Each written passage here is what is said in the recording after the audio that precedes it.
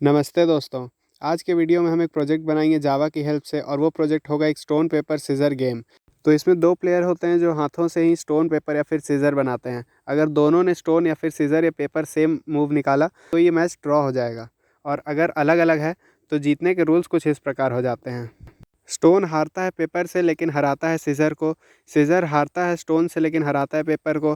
और पेपर हारता है सीज़र से लेकिन हराता है स्टोन को। तो इस तरह से हर एक जो है मूव है, यानी कि स्टोन और पेपर और सीज़र, एक से जीतता है एक से हारता है।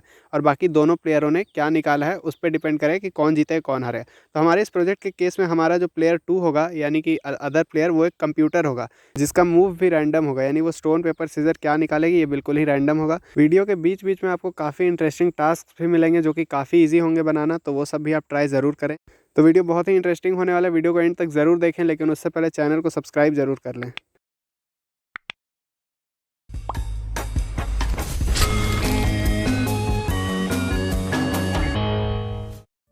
तो सबसे पहले हम यहाँ अपने इंटेलिजे आइडिया को ओपन कर लेते हैं डबल क्लिक करके, और ये ओपन हो रहा है। और मैं एक प्रोजेक्ट बना रहा था तो वही ये उसी में एक क्लास बना के हम कोड करेंगे। तो ये मैंने पहले बनाया था, इसे एक बार रन करके देख लेते हैं हमारा स्टोन पेपर सीज़र का प्रीव्यू कैसा होगा। तो राइट क्लिक करके रन करते हैं, आप अगर पहली बार कर रहे हैं तो यहाँ हमारे सामने कोड्स आ गए। 0 से स्टोन, 1 से पेपर, 2 से सीज़र। तो हम पेपर, तो कंप्यूटर का भी पेपर है तो ये ड्रॉ हो गया। स्कोर दोनों का 0-0। 2 फिर से 0 ड्रॉ और स्कोर 0-0। 6 इनवैलिड इनपुट, 0 फिर से कंप्यूटर 1, इस बार कंप्यूटर 1, और computer is the final winner. क्योंकि कंप्यूटर का स्कोर 1 है और मेरा 0, तो कंप्यूटर फाइनल विनर बन गया है।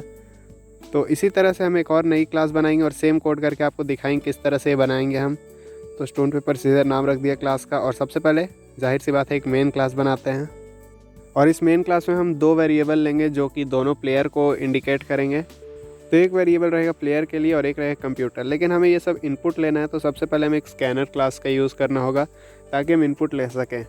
Scanner SC = new scanner system.in, ये आपको पता होगा इनपुट लेने का सिंटैक्स होता है। तो मैं कोड को थोड़ा अलाइन कर देता हूँ जिससे इसके बीच स्पेसिंग रहे और देखने में अच्छा लगे। तो प्लेयर को हम इनपुट ले लेते हैं SC.nextInt करके, और सेम चीज़ कंप्यूटर के साथ भी करते हैं।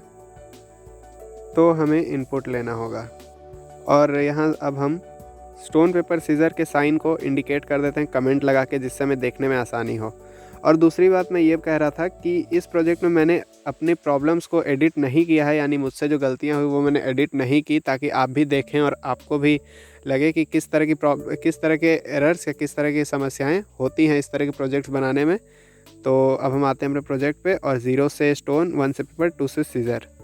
तो अब हम लॉजिक लिख लेते हैं। और लॉजिक हम क्या लिखेंगे, तो क्योंकि हर प्लेयर के मूव्स लिमिटेड हैं तो हम 1 बाय 1 लिखेंगे।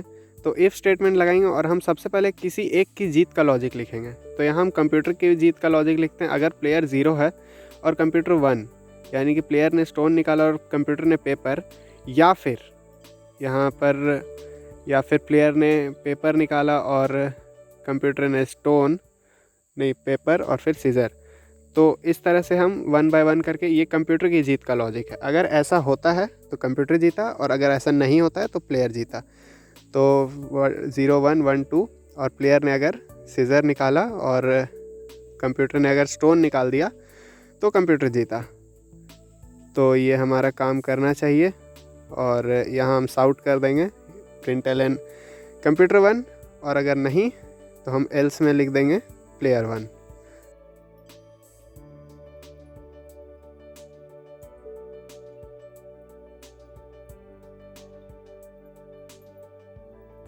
तो अब इसे रन करके एक बार चेक करते हैं। राइट क्लिक से रन करते हैं पहली बार में, और रन करने पे होपफुली हमारा आउटपुट आना चाहिए। तो यहाँ हम कुछ इनपुट लेंगे 1, और फिर से ही हमें इनपुट लेने को कह रहा है 2 कंप्यूटर 1। तो यहाँ पर हमने गड़बड़ कर दी ये कि यहाँ पर कंप्यूटर का जो वैल्यू है वो हमें ही इनपुट लेना पड़ता। हम रैंडम वेरिएबल बनाएंगे जिससे कि ये रैंडमली वैल्यूज़ ले सके। तो रैंडम का ये सिंटैक्स होता है रैंडम = न्यू रैंडम, और यहाँ random.nextInt, और इसके अंदर एक बाउंड दे देंगे, इसके अंदर एक पैरामीटर पास कर देंगे, जिससे क्या होगा कि ये 3 से कम की ही वैल्यू लेगा। तो यहाँ हम कमेंट करके लिख देते हैं आपको समझाने के लिए, to get values out of 0, 1, 2। और इस कमेंट को थोड़ी स्पेसिंग दे देते हैं और ये देखने में ठीक लग रहा है अब, और इसे करते हैं अब रन। तो अगर हम 2 दें तो कंप्यूटर 1, यानी कि हमें ये कंप्यूटर का आउटपुट शो नहीं कर रहा है, और ऑब्वियसली नहीं करेगा। हमें कंप्यूटर के आउटपुट को भी प्रिंट करना होगा अगर देखना है कि कंप्यूटर ने कौन सी चाल चली है। तो यहाँ मैंने प्रिंट एलएन कंप्यूटर कर दिया और अब ये मुझे कंप्यूटर की भी मूव दिखाएगा। तो ये देखिए 0, 1 और ये कंप्यूटर 1, तो स्टोन और पेपर, तो कंप्यूटर जीत गया यहाँ। तो अब हम कुछ और टेस्ट करते हैं इसके, यानी कि फिर से रन करके देख। तो फिर से कंप्यूटर 1, तो ये कंप्यूटर 1 ही मुझे लगता है ये अच्छा नहीं, मैं अभी जीत रहा हूँ, लेकिन ये तो ड्रॉ का मूव था। तो ड्रॉ का लॉजिक मुझे लिखना होगा, तभी ये ड्रॉ मुझे सपोर्ट करेगा। तो ड्रॉ के लिए क्या करते हैं, एल्स इफ लगा देते हैं, और अगर प्लेयर 1 और कंप्यूटर दोनों सही हैं तो इसे कर देते हैं ड्रॉ। तो इसे करते हैं रन एक बार, और रन करके देखते हैं आउटपुट क्या आता है। तो यहाँ मुझे एरर मिल रहा है। अच्छा हाँ, यहाँ ए और बी मैंने यूज़ कर दिया, जबकि यहाँ ए और बी नहीं, प्लेयर और कंप्यूटर है। तो इसे मैंने ठीक कर लिया, और अब वापस करते हैं रन और देखते हैं क्या हमारा प्रोग्राम सही से रन हो रहा है। तो इस कमेंट को एक बार ठीक कर लेते हैं, और बाकी सब ठीक है। इसे रन पे क्लिक किया मैंने, और ये रन अब सही से होना चाहिए। 1, 1 ड्रॉ, बिल्कुल सही बात है। फिर से रन करते हैं। 2, 2 कंप्यूटर 1, बहुत अच्छा। तो कंप्यूटर 1 तो ये नहीं है, लेकिन चलिए 2, 0 फिर से कंप्यूटर 1, ये सही है। तो यहाँ कुछ गड़बड़ हो रही है क्योंकि ये ड्रॉ को सही से नहीं हैंडल कर रहा है। तो देखते हैं 2, 2 कंप्यूटर 1, नहीं ये ड्रॉ का है। तो देखते हैं क्या गड़बड़ हो रही है। प्लेयर 0 = 1, 1 = 2, अच्छा मुझे मिस्टेक। तो मेरे से छोटी सी गलती ये हो गई कि मुझे एंड यहाँ नहीं, इसके बाद में लगाना चाहिए, क्योंकि हम यहाँ और ले रहे हैं। यानी कि अगर ये दोनों सही है 0, 1, उसके बाद 1, 2 और 2, 0, ये तीनों में से कोई एक भी सही है तो कंप्यूटर 1। तो फिर से एक बार रन करते हैं। 1, 0 U1, बिल्कुल अच्छी बात है। देखते हैं 2, 1 U1, ठीक है। और फिर से रन करके देखते हैं 2, 2 ड्रॉ। अब ये बिल्कुल सही से काम कर रहा है मेरे ख्याल से। 0, 2 U1। तो अब मैं भी जीत रहा हूँ, कहीं ऐसा तो नहीं मैं ही बार बार जीत रहा हूँ। तो एक बार फिर से चेक करते हैं, कंप्यूटर को भी जीतना होगा। तो कंप्यूटर 1, बहुत अच्छा। तो अब हमारा कोड सही से रन करने लग गया। अब हमें चाहिए कि ये कोड हम मल्टीपल टाइम्स एग्जीक्यूट कर सकें। और अगर आपने जावा बेसिक अच्छे से की है तो आपको पता होगा किसी भी कोड को मल्टीपल टाइम्स एग्जीक्यूट करने का तरीका वाइल लूप आप लगा सकते हैं या फिर फॉर लूप। तो यहाँ वाइल ट्रू अगर कर दें तो ये इनफाइनाइट टाइम्स एग्जीक्यूट होगी। तो 0 U1 U1, तो ये लगातार इनफाइनाइट लूप बन गया है। और इसे मैं स्टॉप करता हूँ, और मुझे ये इनफाइनाइट टाइम्स नहीं चाहिए, मुझे चाहिए हर बार ये मुझसे इनपुट के लिए पूछे। तो मुझे क्या करना होगा कि मुझे इनपुट वाला जो लाइन है वो वाइल लूप के अंदर लगाना होगा, या फिर मैं वाइल को भी ऊपर ले जा सकता हूँ। तो मैं वही करता हूँ, वाइल को मैं यहाँ लिख लेता हूँ, जिससे कि ये मुझसे बार बार इनपुट मांगे, ना कि खुद ही इनफाइनाइट लूप एग्जीक्यूट कर दे। और ये मुझे इंटेलिजे की बहुत अच्छी बात लगती है कि ये अपने आप कोड को अलाइन कर देता है। तो अलाइन करने का वैसे शॉर्टकट है Ctrl+Alt+L। तो यहाँ रन किया 2, 0 कंप्यूटर 1, 2, 2 ड्रॉ। तो ये बहुत अच्छा रन कर रहा है, और ये मुझे लगता है ये इनफाइनाइट टाइम्स चलते ही जाएगा, क्योंकि हमने वाइल के अंदर ट्रू पास किया है। तो अब क्या करते हैं, इसका एक लिमिट लगा देते हैं। तो उससे पहले हम क्या करेंगे कि हम एक मैसेज शो करना चाहते हैं कि आपको क्या चाहिए। तो उसके लिए हम क्या करते हैं, कोड्स पहले लिख लेते हैं। कोड्स पे हम लिखेंगे कि किसका क्या साइन है, जिससे कि एक अननोन यूज़र को पता रहे। तो कोड्स के बाद हमें चाहिए लाइन चेंज। तो 0 डिपिक्ट करेगा स्टोन को, और फिर सिमिलरली 1 पेपर को, और फिर 2 सीजर को। और इसके अलावा अगर हम देखें तो हमें यहाँ नीचे का भी प्रिंट एलन भरना होगा। तो यहाँ हमें चाहिए कि हमसे पूछे कि आपकी क्या चॉइस है। तो एंट्री और चॉइस, आपको क्या चाहिए, स्टोन चाहिए, पेपर चाहिए, सीजर चाहिए, यानी आपकी प्लेयर की क्या चॉइस है। और रैंडम में के नीचे भी हम एक प्रिंट स्टेटमेंट लगा देते हैं, और यहाँ हम बताएंगे कि कंप्यूटर ने क्या चुना। तो कंप्यूटर चॉइस, तो कंप्यूटर की चॉइस भी हमें दिख जाएगी। इससे दिख तो वैसे प्रिंट एलन कंप्यूटर से रही है, लेकिन ये मैसेज शो हो गया जिससे पता चले। तो अब करते हैं इस कोड को रन, और मुझे कोड ठीक लग रहा है। तो 0 1, अच्छा इसका 2 छूट गया, तो 1 अगर हम चॉइस करें यानी कि स्टोन, तो 1 1 ड्रॉ, बहुत अच्छा। तो एक काम करते हैं, सबसे पहले इसे ठीक कर लेते हैं। एक तो ये कि गेम का रिज़ल्ट मुझे पता चले, उसका एक प्रिंट स्टेटमेंट, जिससे कि मुझे पता चले कि ये गेम का रिज़ल्ट है। तो इसे बड़े अक्षरों में लिखते हैं जिससे कि ये साफ़ दिखे। तो साफ़ तो वैसे भी दिखता, लेकिन इससे थोड़ा विजिबिलिटी आएगी टेक्स्ट में। तो वो बैकग्राउंड में रन हो रहा था, इसलिए हम स्टॉप एंड रीरन करेंगे। और इसे हम पहले ठीक कर लेते हैं सीज़र को, और अब फिर से रन करते हैं। तो स्टॉप एंड रीरन, तो ये गायब हो गया है। और कोड्स तो फिर से गड़बड़ कुछ। चलिए 1 2 गेम रिज़ल्ट कंप्यूटर 1, तो ये ठीक लग रहा है। गेम रिज़ल्ट मुझे कुछ खास नहीं लगा, तो इसे कमेंट कर देते हैं।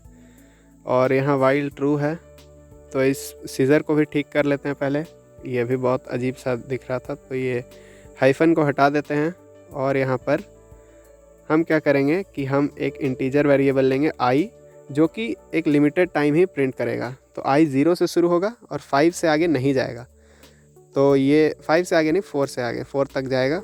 i ++ कर देते हैं, जिससे क्या होगा कि i 0 से शुरू होगा और जितनी बार i ट्रू होगा उतनी ही बार ये रन होगा, यानी कि 0 1 2 3 4 5 टाइम्स। तो पहले इनपुट पे 0 2 u1 ठीक है, 1 0 मैं भी जीता फिर से। तो फिर से मैं जीता, और ये हर बार मैं ही जीत रहा हूँ। और 9 देने पे भी ये इनवैलिड इनपुट मुझे चाहिए। तो मुझे अब इस इनवैलिड इनपुट का कुछ करते हैं। तो इनवैलिड इनपुट के लिए मैं क्या करता हूँ, इफ़ प्लेयर, अगर प्लेयर ने का जो इनपुट है वो अगर 3 से बड़ा है, 3 से बड़ा नहीं 2 से बड़ा है, तो और 0 से छोटा अगर माइनस में दे दिया तो वो हो जाएगा इनवैलिड इनपुट। तो if player greater than 2 and less than 0, तो प्रिंट कर दो इनवैलिड इनपुट। लेकिन यहाँ कोई वार्निंग सिंबल दिखा रहा है, फ़िलहाल मैं इसे इग्नोर करूँगा और देखते हैं क्या होता है। कोड को रन करते हैं वापस से। तो इनवैलिड इनपुट का कोड हम देते हैं। तो ये फिर से u1 कंप्यूटर चॉइस 2, और ये ठीक नहीं चल रहा है। तो देखते हैं इसका क्या करना है। इसे अगर हटा के हम थोड़ा नीचे अगर लिखें तो क्या होगा, यानी कि इफ़ अगर ऐसा है तो क्या करें कि हम इनवैलिड इनपुट, वरना उस प्रोग्राम को, बाकी प्रोग्राम को रन नहीं हम लोग क्या करते हैं, एल्स में डाल देते हैं इनवैलिड इनपुट। अगर ये सही है, प्लेयर का वैल्यू 2 से बड़ा है, 0 से छोटा है, तो वो प्रोग्राम को रन करो। और अगर नहीं है ऐसा तो इनवैलिड इनपुट घोषित कर दो उसे। तो ये मुझे ठीक लग रहा है। तो स्टॉप एंड रीरन, क्योंकि वो आधे में ही चला गया था। तो 3 2 invalid input enter your choice. तो मुझे चॉइस नहीं चाहिए। जब ये इनवैलिड इनपुट हो तो ये कोड से एग्ज़िट कर जाए। तो उसके लिए क्या करेंगे, सबसे पहले इस इफ़ को मैं कहीं और, मेरे ख्याल से मुझे चेंज करना होगा। तो एक काम करते हैं, ये जो एंटर योर चॉइस है इसे ही ऊपर ले जाते हैं सबसे पहले, और इस इफ़ को वापस से लिखते हैं। अगर प्लेयर की वैल्यू 2 से ज़्यादा है और प्लेयर की वैल्यू 0 से कम है तो इसे रन करो, वरना इनवैलिड इनपुट। तो फिर से कोड्स आ गया 4, ये 5 बार इनवैलिड इनपुट प्रिंट हो गया, और मुझे 5 बार नहीं, एक ही बार चाहिए। तो अगर एक बार ये इनवैलिड हो जाए तो इसे ब्रेक कर दो। ब्रेक कर देने से क्या होगा, ये वहीं पर रुक जाएगा। और ये ब्रेक स्टेटमेंट काफ़ी इंपॉर्टेंट होता है जावा कोडिंग में और लूप्स में खासकर। 6 इनवैलिड इनपुट, बहुत अच्छा है, यही चाहिए था हमें। लेकिन ये इनवैलिड पे हमें ब्रेक नहीं चाहिए, हमें चाहिए कुछ नहीं हो, यानी कि वापस वो code as it is run करता रहे। तो अब हम सबसे पहले उससे क्या करते हैं, स्कोर का कुछ लॉजिक देखते हैं। तो स्कोर को इनिशियलाइज कर देते हैं कि आपका क्या स्कोर है और कंप्यूटर का क्या स्कोर है। तो स्कोर ऑब्वियसली स्टार्ट 0 0 से होगा, और अगर कोई जीते तो स्कोर को कर दो अपडेट। तो अगर कंप्यूटर 1 तो कंप्यूटर के स्कोर को बढ़ा दो। तो comp score is equal to computer score, यानी कॉम्प स्कोर +1। सेम चीज़ करना है योर स्कोर के साथ। तो उसे हम अपने एल्स इफ स्टेटमेंट में लिखेंगे, your score is equal to your score +1। तो योर स्कोर +1, और ये रेड साइन दिखा रहा है। मुझे लगता है मुझे योर स्कोर को इनिशियलाइज़ करना चाहिए था। हाँ, तो मुझे लगा ये ऐसे हो जाना चाहिए, लेकिन ऐसे नहीं होगा। तो int your score is equal to 0। Your score को 0 से इनिशियलाइज़ कर दिया। और अब हम देखते हैं इसमें और कोई प्रॉब्लम तो नहीं। तो इसे फिर वापस रन करके देखते हैं। और ये मैं चेक कर रहा था कि कहीं वापस ठीक ना हो जाए, सॉरी। तो यहाँ अगर हम ऊपर आएँ तो मुझे ये कोड ठीक लग रहा है, इसकी अलाइनमेंट भी ठीक है। और अब हम क्या करते हैं कि मुझे हर बार ये स्कोर प्रिंट करके दे, यानी कि जब भी कोई जीते तो साउट प्रिंट एलन, यानी कि साउट लिखते हैं, प्रिंट एलन होता है your score is your score और computer score is comp score.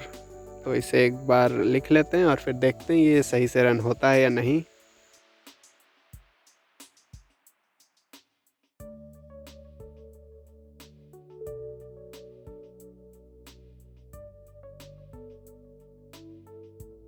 तो लिख लेने के बाद एक फ़ाइनल टाइम प्रीव्यू कर लेते हैं कोड का, और मुझे ये कोड यहाँ बिल्कुल ठीक लग रहा है। और इसे एक बार करते हैं रन। तो रन करने के बाद enter your choice 1 invalid input, तो वो कोड के बाहर चला जा रहा है। उसके लिए मुझे ब्रेक को हटाना होगा, लेकिन उससे पहले ये मुझे कुछ प्रॉब्लम लग रहा है यहाँ।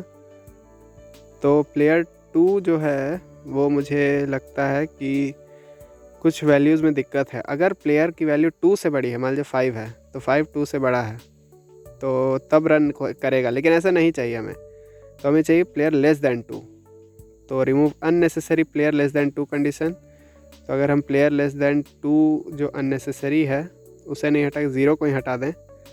और अगर प्लेयर की वैल्यू 3 से ज़्यादा होती है तो क्या होगा, तो ये कोड ठीक से, तो ये 5 बार खुद रन हो गया, यानी हमने एक इनपुट दिया और ये सारा इनपुट यानी कंप्यूटर का इनपुट सारा खुद चल गया। तो ये हमें नहीं चाहिए। तो इसे हम क्या करें, इसे वाइल के अंदर लेंगे हम वैल्यू को, यानी प्लेयर की वैल्यू। तो इसे कर लेते हैं कट इस पूरे को, और जब भी ये वाइल लूप रन हो तो ये हमसे पूछे, और अगर प्लेयर की वैल्यू 3 से छोटी है तभी वो कोड रन हो। ये हमारे कहने का मतलब है प्लेयर लेस दैन 3। तो मैंने यहाँ रन करा दिया, और अब वापस से पूछ रहे तो 1 2 योर स्कोर 0 कंप्यूटर स्कोर 1। बहुत अच्छा, यही मतलब सही है ये। इंटर चॉइस, फिर से चॉइस देते हैं, मान लीजिए इस बार 0 0 0 draw your score 0 computer score 1। और ये 5 बार से ज़्यादा नहीं चलना चाहिए, 2 बार चल चुका है ये, 3 तो ये इनवैलिड इनपुट हो गया और ये कोड से बाहर चला गया। और हर बार की तरह फिर से मैं ब्रेक हटाना भूल गया, तो इस बार मैंने ब्रेक को हटा दिया और अब ये ब्रेक काम नहीं करेगा, चाहे आप कितने ही इनवैलिड इनपुट दे लो। तो 4 इनवैलिड इनपुट, फिर से चॉइस मांग रहा है 1 0 तो your score 1 computer score 0। 2 draw, तो ड्रॉ पे कोई स्कोर अपडेट नहीं, तो ये ठीक चल रहा है इनवैलिड इनपुट, और ये कोड से बाहर चला गया। और ये बहुत अच्छा मुझे लग रहा है ये कोड। और इसके अलावा एक और काम जो हम करना चाहेंगे, लेकिन उससे पहले एक बार खेल के देख लेते हैं। 3 4 इनवैलिड, फिर से इनवैलिड, तो ये हमने हर बार इनवैलिड दे दिया। एक लास्ट काम कर लेते हैं कि जब ये गेम ख़त्म हो जाए तो हमें बताए कि फ़ाइनल विनर कौन है। तो उससे पहले हम क्या करते हैं कि ये जो प्रिंट स्टेटमेंट है, यानी योर स्कोर कंप्यूटर स्कोर, इसे नीचे कर लेते हैं, जिससे क्या होगा, इनवैलिड इनपुट के बाद ये हमें बताए। मतलब ये बस तरीका है लिखने का, कोई प्रॉब्लम उससे नहीं है। 6 इनवैलिड इनपुट, और ये हमारा स्कोर। तो इससे कन्वीनियंट भी हो गया कि ये चाहे आप इनवैलिड दें, आपका स्कोर हमेशा ये दिखाएगा, जबकि पहले ऐसा नहीं हो रहा था। तो ये बहुत अच्छा हो गया।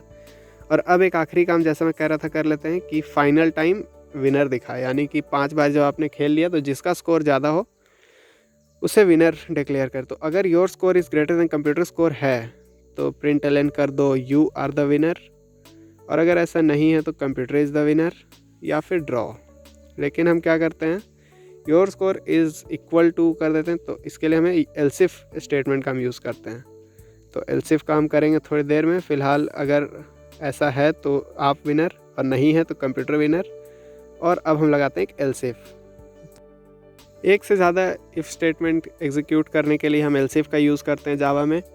और सेम लॉजिक को आप C++ या फिर किसी और लैंग्वेज में भी अलग अलग नाम है, जैसे पाइथन में इसे शायद एलिफ कहते हैं और C++ में एल्सिफ ही होता है। तो अगर ऐसा नहीं है, यानी कि अगर दोनों स्कोर बराबर हैं तो no 1 1 इट्स अ ड्रॉ, ऐसा ठीक लगेगा मैसेज देखने में। तो एक बार देखते हैं, ये कोड मुझे इसकी अलाइनमेंट ठीक कर लेता है और ये कोड मुझे ओवरऑल ठीक लग रहा है। तो अब क्या करते हैं, इसे अब करते हैं रन। और रन करने से पहले एक बार फाइनल प्रीव्यू ले लेते हैं इस कोड का।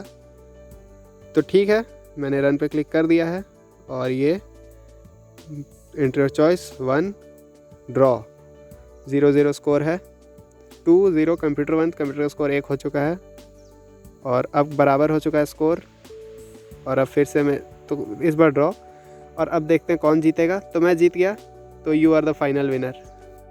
और मेरे ख्याल से यहाँ अच्छा लगता है अगर you are the final winner थोड़ा पैराग्राफ चेंज होके आता है, लाइन चेंज होके आता। उससे क्या होता है कि यू आर द विनर जो है वो अलग स्टेटमेंट आता। तो इसे मैंने गलती से एक बार फिर से रन कर दिया था, तो एक फ़ाइनल टाइम खेल लेते हैं।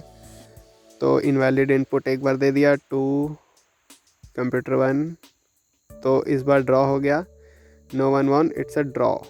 तो अब हम क्या करते हैं, जैसे मैं कह रहा था कि लाइन चेंज, तो यहाँ हम क्या कर सकते हैं, एल्सिफ के अंदर ये सब के अंदर /n दे सकते हैं या फिर एक प्रिंट ln प्रिंट कर सकते हैं। उससे क्या होगा कि लाइन चेंज हो जाएगा।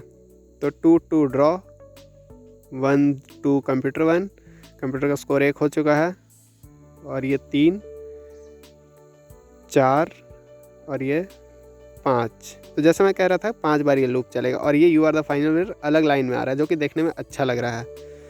तो यही था स्टोन पेपर सीजर प्रोजेक्ट जावा में, और सेम लॉजिक को आप इस्तेमाल कर सकते हैं C++ में, पाइथन में या फिर किसी और प्रोग्रामिंग लैंग्वेज में, सेम लॉजिक लगेगा। और मैं कोड विथ हैरी का एक वीडियो देख रहा था जिसमें उन्होंने ये टास्क दिया था और कुछ वीडियो के बाद इसका आंसर भी दिया था, लेकिन इसमें काफ़ी कुछ किया जा सकता है। तो वो सब मैंने अप्लाई किया और मुझे लगा कि इस पर एक वीडियो बना देना चाहिए। और अगर मेरे वीडियो देखने के बाद अगर आपको लग रहा है कि इसमें और कुछ चेंजेस या और कुछ सुधार किए जा सकते हैं तो बिल्कुल आप करें, और अगर आप सफलतापूर्वक करते हैं तो आप कमेंट करके बताएं, इससे सभी की हेल्प होगी। एक स्टोन पेपर सीजर गेम को 2 से ज़्यादा लोग भी खेल सकते हैं, तो उसका आप कोड करें, क्योंकि वो करना थोड़ा चैलेंजिंग होगा, लेकिन वो कर लेंगे आप तो आपको काफ़ी कुछ सीखने को मिलेगा। तो वो आप ट्राई करें, वो मैं भी ट्राई करूँगा, और अगर आपसे हो जाए तो कमेंट करके ज़रूर बताएं। और मुझे उम्मीद है इस वीडियो से आपको कुछ सीखने को मिला होगा। सेम कॉन्सेप्ट को आप एंड्रॉयड ऐप डेवलपमेंट में भी अप्लाई कर सकते हैं। उम्मीद है वीडियो आपको पसंद आया होगा। इस वीडियो में इतना ही। वीडियो अच्छा लगा तो लाइक करें, वीडियो को शेयर करें, चैनल को सब्सक्राइब करें। वीडियो पूरा देखने के लिए धन्यवाद।